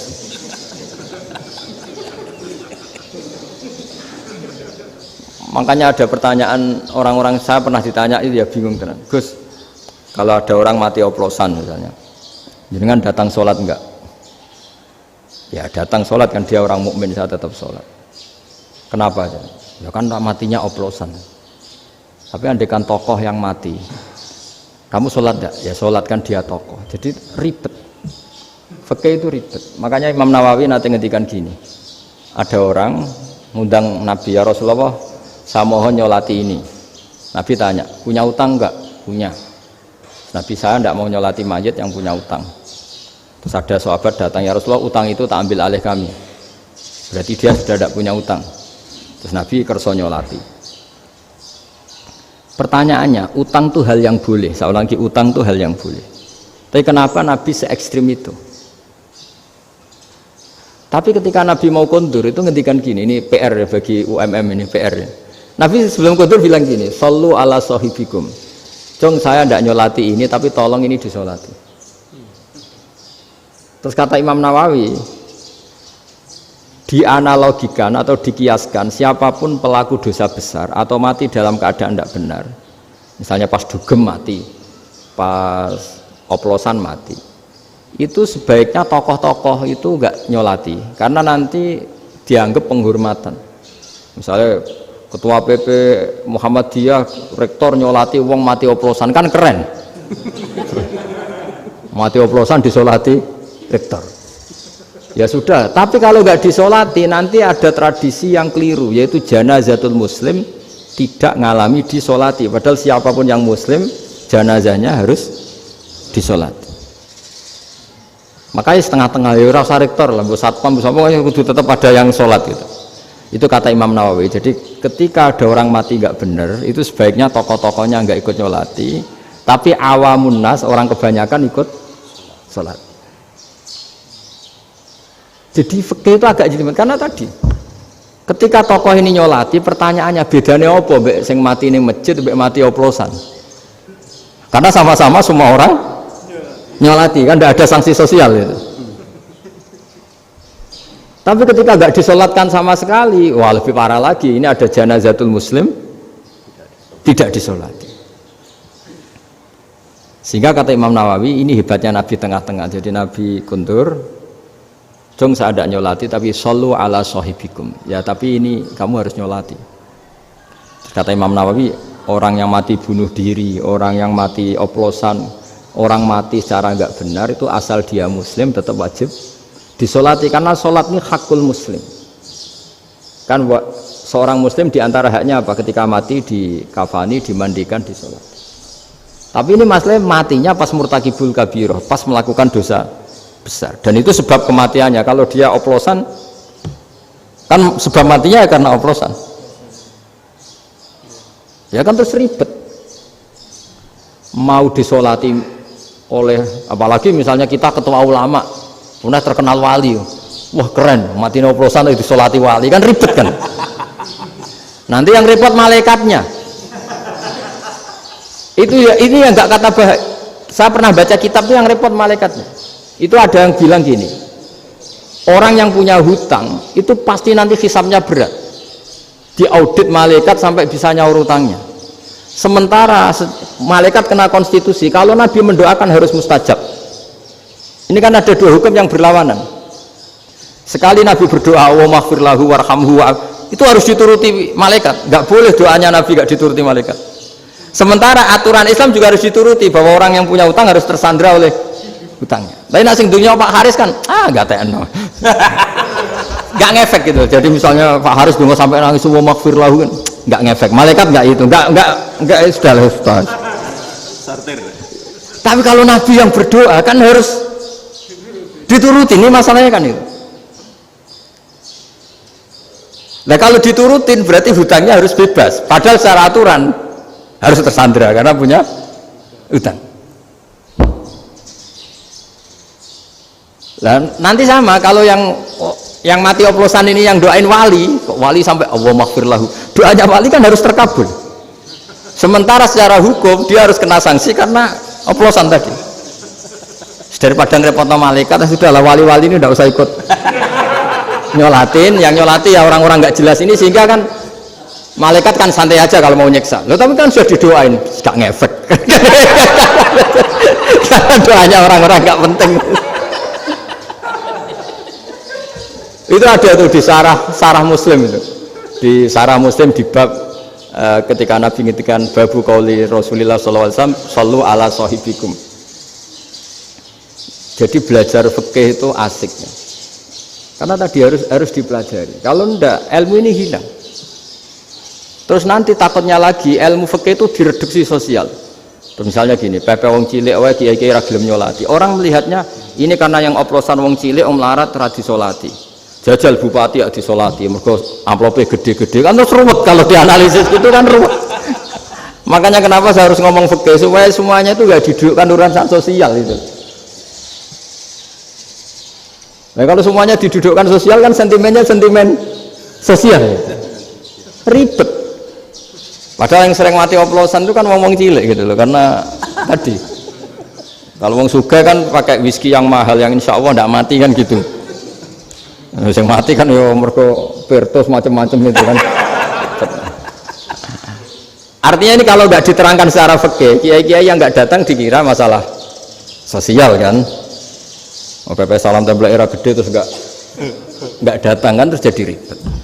Ya makanya ini apa lewat pengajian ini supaya sampean lebih tahu ya bahwa khazanah Islam ini kata beberapa ulama kafatal linnas, maknanya semuanya, sehingga Allah akan mentakdirkan kajian Islam akan ada di seluruh dunia.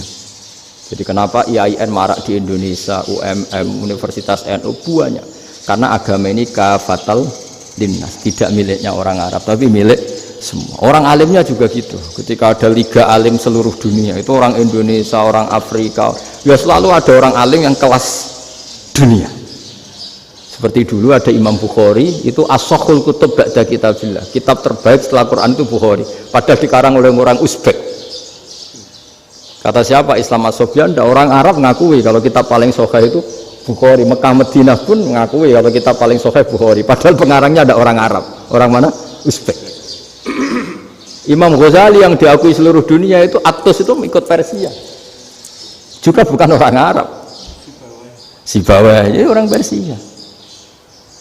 Nah ini yang belum ada orang Malang ini, tinggal PR ini.